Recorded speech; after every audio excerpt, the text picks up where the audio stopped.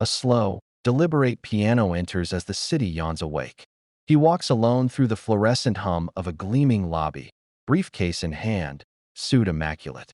His shoes click like a metronome, marking time he no longer enjoys. In glass, his reflection meets his eyes, tired, polite, practiced. Ethan Marlowe, late 30s, CEO, public smile, private emptiness. He is a man who has built empires and avoided mirrors. Tonight he has agreed to something reckless for him, a blind date. He stands before a plastered poster in the lobby announcing a charity gala, an event he considered until a friend, an earnest colleague named Michaela, persuaded him instead to try a more private arrangement. A blind date, she'd said. No investors, no agendas, just dinner. Ethan checks his phone for the third time, then a fourth. The message from Michaela reads, date's name, Lana. She's a model. Be charming. No talk of work. Eat the risotto. He exhales, smooths his cufflink, and leaves. Cut to a dim, cozy restaurant, the kind that bathes its patrons in amber light and forgiving shadows. Tables hum like small beehives. A violin trembles downstairs, somewhere like a heartbeat. Ethan enters, scans, spots the silhouette he expects. Tall, poised, hair like a glossy statement. He approaches. Ethan, you must be Lana. Lana, you must be Ethan. She smiles with that carefully curated composure the world mistakes for ease. But the eyes do not lie. They are warm and watchful, not the vacant look of someone used to posing for lenses. Her hands shake ever so slightly when she reaches for her menu. Ethan notices. They begin light. Weather, food, banalities that glide over the surface because both know the ritual. Lana's laugh is soft, not manufactured. Ethan relaxes. She is easier than he feared. Conversation uncovers layers. She is witty, savage with a self-deprecating humor, draws him in with a truth that is not performative. Halfway through, Lana's phone buzzes. She checks, jaw tightening for a fraction of a second. She squeezes the screen and says sorry, then tucks the phone away. Ethan, everything all right? Lana, just work stuff. Sorry, I hate letting phones run my life. He studies her for a beat, a spark of unease. He notices a faint scab at the knuckle of her thumb, a small dirt line beneath one nail. Detail-seeking is a CEO's secret weapon. He files it away, like the thousands of small notes he keeps in his brain that later build strategies. They depart the restaurant together, but fate is not finished with its irony. Earlier that day, Ethan had been careless with something small enough to go missing. A leather wallet, black, embossed with his initials. He didn't notice until after he'd stepped into an Uber. Somewhere between a particularly congested avenue and the glass of his car window, the wallet had slid free, kissed the floor, and left him unaware. The wallet's loss becomes a quiet shadow. A phone call later, his assistant informs him. A cab rider found it near a subway entrance and turned it in, to an address no one recognizes. The found wallet contained a stack of business cards, a badge, and a faded Polaroid of a woman with a toddler on her hip. Ethan flips the photo and finds, scribbled on the back, a hurried note. Sorry, can't keep it. A. The name stings. A for Amelia, Ami, Angel. He files it under curiosity, then under nothing.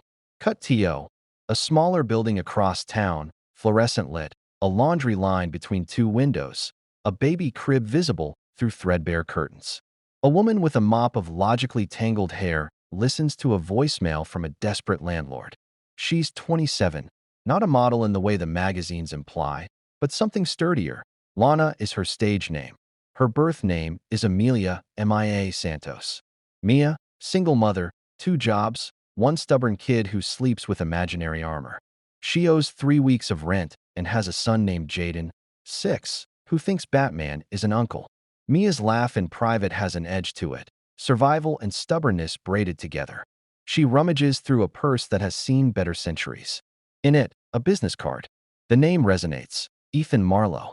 She recognizes the logo. His company occasionally donates to the shelter where she once slept. She remembers him as one of the men in ties who looked at people like stories with no chapters. His face in that card is a final, improbable shock. That evening, tired and angered by bills, Mia does something she'll regret. She shops in a panicked, clumsy way for survival. Funds vanish. Pride becomes elastic. A week later, Someone at the nonprofit where Mia picks up a bag of groceries recognizes her as the woman who was on a flyer for models for a charity gala. They think she would be perfect for the blind date Michaela arranged. Mia is practical. She needs money. The blind date pays. She borrows a dress, a borrowed smile, tells herself it's an accident, a kind of role play where she can be other people for a night. She signs the name Lana because it's cleaner. A girl who once modeled for a fast food ad can become a model for one dinner, right? She takes the job with exact boundaries. One dinner, leave early, get paid. She doesn't expect anything to change. She certainly doesn't expect to be the woman who, a week prior, had snatched a wallet on a bad day, thinking it full of cash. She had taken the wallet because she thought the man inside it, faceless among thousands, could cover a weekend's worth of milk and medicine. When she opened it that night, she found instead a glossy pile of business cards, a receipt for a charitable donation, and a Polaroid of a woman with a toddler. Shame made her put it back. She left it somewhere indistinct, because conscience is elastic in a hungry person's mouth. Now she sits across from him, and every instinct, lie, retrieval, survival, collides. They begin to talk in earnest. Something about the way he leans in when she speaks, listening like a man who wants to learn a language he hasn't bothered with. Something about the way she deflects questions that are too close to pity. Despite herself, Mia tells him a tiny truth. She was in the shelters when she was younger. He nods, not with the polite nod of wealthy listeners, but with an attention that plants seeds. It goes well, until Jaden's voice on her phone cracks like a whip. She excuses herself to step outside. She is on shift to pick him up from an after-school program, a center that closed in 10 minutes. Panic colors her face. Ethan observes, concerned, and follows. Outside, on the curb, a man is arguing with a mother. Jaden is not with her. Her breaths are short and lit with adrenaline. Ethan interposes himself, a reflexive protector. Ethan, is everything okay? Do you need help? Mia, it's fine. I can handle it. Her voice is brittle. Ethan doesn't let go. He offers to help track the center, to call, to wait. She refuses with a laugh that is too loud. They argue, quietly, about boundaries, about helping, about whether he is being patronizing. He is human. After all, his life is predicated on fixing things. She is human, too. Hers is adapted to not needing others because they usually disappoint. They part with strained goodbyes. Ethan leaves the night with a feeling he barely recognizes, curiosity pricked by an ache. He goes home and finds the wallet missing. Panic leads to a call to his assistant. She tells him, the cab driver left the wallet with a man near the subway. It was returned to an address, the same unpaid bill address Mia now calls home. He hands it to security. The building manager found the wallet on his steps. He's asked around. The manager says a woman named Lana, maybe Amelia, lives there. Ethan's finger hovers over his phone. He could stop. He could let this be one more oddity. He remembers the Polaroid tucked between business cards, the child's face if only as a snapshot. Curiosity outweighs caution. He decides to find the woman himself. Cut to a neighborhood where the lights are softer, where windows show lives that are improvisations. Ethan gets out of a taxi and walks, unannounced, which is not his usual style. He is careful, which is what he always is. He approaches the door of the building with the address. The bell is answered by a tired woman who sifts through the mail. She squints, familiar with inhabitants' misfortunes, and points him toward a door whose paint peels like layers of people trying to get by. He knocks. A child's laugh in the background. The door opens a crack, and there is Jaden, eyes wide, still in a superhero cape. He steps aside, and Mia stands framed in the doorway, sweat on her brow, mascara no longer perfect. For the first time, Ethan sees her not as a costume, but as a person, exhausted, fierce, and unembellished. Ethan, I think you have my wallet. Mia flushes. She looks at him, then at the wallet he holds. She reaches, then pulls back. Mia, I can explain. Ethan's voice is even. Ethan, please do. She tells him about late rent, about the time her mother lost a job and a phone call that changed everything. She confesses to taking it, scans his face for the righteous anger she deserves. She expects something akin to scorn. Instead, Ethan listens, his expression collapsing into something softer, like sand giving way. She returns the wallet. He notices a small rubber band around it, the same one he'd lost days before. Inside, a Polaroid. He picks it up gently as if it is glass. Ethan, the woman in the picture? Mia, she's my sister. She left when Jaden was born. I thought if I had something, I don't know, leverage, it might get her back. I don't know. I was stupid. Jaden appears, hovering beside his mother, protective and bright.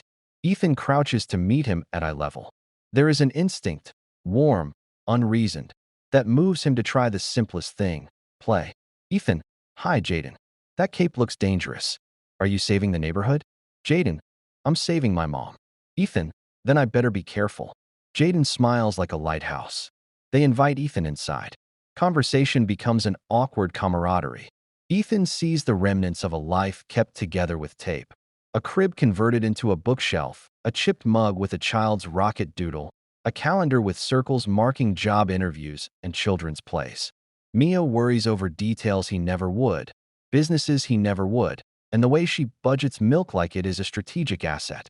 Somewhere in this newfound intimacy bloom the first buds of something neither expected: trust, complicated and fragile. But the world outside is relentless. Ethan returns to the tower of glass and steel where his office lights sleep late. At his desk, the routine presses against his skull: calls, a merger, a charity's invoice. He is a man endlessly negotiating. He begins to see his life differently, not emptier, but differently textured. He starts, in small ways, to incline toward disruption. He lunches with Jaden at the corporate cafeteria and is sheepish when the staff do double takes. He brings Jaden a juice box, and the kid devours it like it is a medal. Back in the building's worn kitchen, Mia watches a world she was not meant to be part of brush against her life. She appreciates Ethan's kindness but resists being rescued. The word charity tastes like condescension. She will not be an accessory to anyone's goodness. She works the night shift and returns with a grocery bag and a can of salmon. She is tired of people expecting magic from her survival. Conflict arrives with the slow inevitability of rain. Someone at Ethan's company notices his changed schedule. The board questions his focus.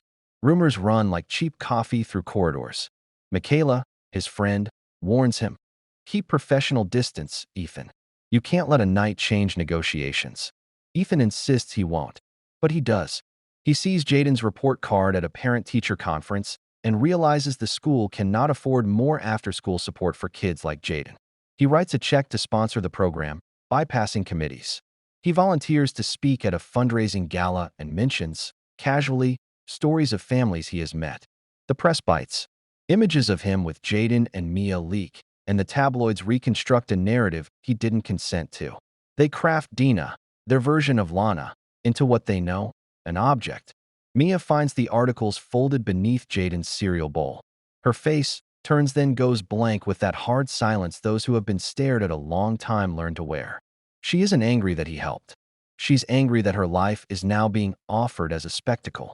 She had kept him at arm's length because she wanted to be chosen for who she is, not for a photo op. They argue. Ethan insists he's sincere. Mia tells him she doesn't want pity. He apologizes. Apologies accumulate like snow until someone shovels them. He explains his motives: a lunch, a check, a school assembly. He thought if he could help, he would. Mia insists help must be given without performing it on others' behalf. She accuses him of thinking finesse can fix everything. He, in turn, is bewildered that anyone with her resources, he means none, but that any act of charity could be misread. The rupture is messy. They stop speaking for a week. Jaden asks questions that Mia cannot answer simply. Ethan, in his tower, feels the absence like a hole in the cornerstone of his day. One late evening, rain like a curtain, the building manager knocks on Ethan's door. He has something to say. "You know that Polaroid?" he asks. I recognize the kid in the picture. He slides a newspaper article across the table, an old story about a missing woman who had run. Ethan scans it. The woman in the Polaroid is the missing sister Mia spoke of. She left years before after a fight with their mother. Money and desperation had been their constant. The manager reveals he once worked with Mia's family at a far-off factory, and that sometimes people like Mia carry guilt like loose change. Ethan decides to find Amelia's sister, to help in a way that is careful and wide. He uses his resources to hire someone to track down the sister. The effort reveals a battered truth. The sister had indeed vanished into the city's indifference, trapped by addiction, arrested, bouncing through institutions. Ethan reaches for a hand that Mia had once been afraid to ask for, making sure his help does not feel like a spectacle. He has counsel to set up meetings quietly, to push funds through trusted nonprofits, to secure a place for the sister in a rehabilitation program. He attends to details not to parade them, but because he has the tools, and because he will not stand by and watch people he cares about suffer. Mia discovers the plan not through press release, but because he arrives with groceries, unannounced, the way he used to arrive weeks ago, and drops a slip of paper onto the table. Contact information for a support group, a number for a legal counsel who handles custody issues pro bono, an address for a counselor who specializes in trauma. Mia, I didn't want a savior. Ethan, I'm not trying to be one. I'm trying to be useful. The line between pride and trust is short. She takes the paper, ripping it into sections. She keeps one. He leaves, not expecting immediate grace. Small acts matter. He knows that now. He has to earn everything. Over months, they build something like trust. It is not a movie montage of perfect kisses and easy mornings. It is a series of practical, messy moments. Ethan applies for custody support scholarships for Jaden's school. Mia goes to night classes with the small electrified hope that new skills might offer a new life. Jaden learns to tie his shoes, then helps Ethan with a tie. Ethan learns how to pack a child's lunch. They fight over bills. They argue about involvement with the cooperation of the board. He learns patience in the elongated. He reads Jaden bedtime stories with inflection, and his voice softens as if stone can wear with use. The sister arrives, fragile and human. A reunion scene plays out in a small room in a rehabilitation center. It is not cinematic perfection. It is a clutching at what remains. The sister reaches for Jaden, then recoils at the sight of a child who is more solid than her. Tears flow not like catharsis, but like slow repair. At a celebratory but subdued moment, when progress is admitted publicly but without fanfare, Mia allows herself to accept help in a way that is careful and mutual. Ethan stands beside her at the community center as the childcare program celebrates new funding. He looks at her, not as a project, but as a person. Ethan, you were right to be scared. I was scared too, of failing you in the only way I know how, by overreaching. Mia, and I was scared of being reduced to a story. We both carry the armor we think we need. They share a frail laugh. A slow montage follows. Jaden at a school play. Mia graduating from a vocational program. Ethan stepping down from a board meeting with a sense that a different kind of risk matters more than profit. There are still bills, and nights when Jaden coughs and the walk to the clinic is a wet mirror of previous chaos. There are donors that insist on photographs, and Ethan learns to say no. He learns to create policies that protect children's privacy. He learns, slowly, how to steward resources without spectacle. Romance threads and not as fireworks, but as constellations, small, bright, quietly mapping the sky. One evening, months later, Ethan returns to the shabby doorway where it began, with a bouquet tied not to impress, but to say thank you. Mia opens the door, hair in a messy bun, paint on her fingertips from a child's art project they helped fund. Jaden stands behind her, hero cape replaced by soccer jersey. Ethan, I thought you might like these. Mia takes the bouquet, surprised. The scent is ordinary and unexpectedly moving. Mia, I don't know what to say. Ethan, say you'll have dinner with me again. Not as a favor, not as a charity event, as a person who likes spending time with you. She studies him. The old fear of being performance flares, then fades. She recognizes the sincerity in him, a fragile thing he has learned to protect by being honest. Her answer is small, but devastatingly rich. Mia, okay, but we split the check. Ethan laughs, and it is a true and banked laugh that comes from his shoulders. They walk to a modest diner. Their hands brush, and for a second they do not need names or titles or stage names. They need to be simple and present. The last scene returns to the lobby of a different building, the community center where their lives intersect more often than not. Ethan watches as people file in, children with backpacks, volunteers with clipboards, women with stories in their faces. He and Mia stand together near the door. Jaden runs ahead to lead a craft activity. The room hums with the kind of life less photographed, but more abiding. Ethan, did you ever think the world could be like this? Mia, I thought the world was what I could survive. I didn't imagine it could be what I wanted. Ethan, sometimes survival can't tell the difference until someone asks what you want. She looks at him, then at the room. Her eyes are wet with something that is not only sorrow now. There is hope, sharpened and honest. Mia, and what do you want, Ethan Marlowe? Ethan, I want something that isn't measured by quarterly reports. I want someone who will tell me when I'm being an idiot. I want to be the person who shows up. She smiles the way the city smiles in the rain, surprised and steady. They lean in, careful as people who have learned to respect each other's scars. No grand declarations. No theft of hearts as if they were trinkets. Just a mutual surrender to maintenance, to presence, to the slow, often boring art of loving someone by being there. As the camera pulls back, the violin returns, a quieter version. The community center glows like a lighthouse, not because it is spectacular, but because it is needed. Outside, the city continues its restive hum.